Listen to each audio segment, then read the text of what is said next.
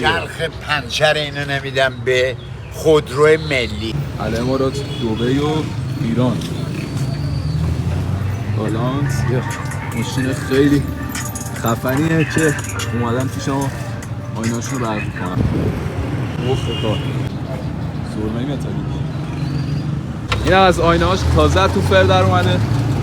اما ماشین خیلی قشنگه. مال خودته، مال خودته، منم شوپرتم. ببین چرخ پنچر اینو نمیدم به خودرو ملی. والا بخ پراید.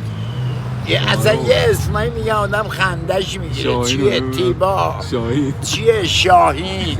آره. اسم کچل گذاشتن زلفلی.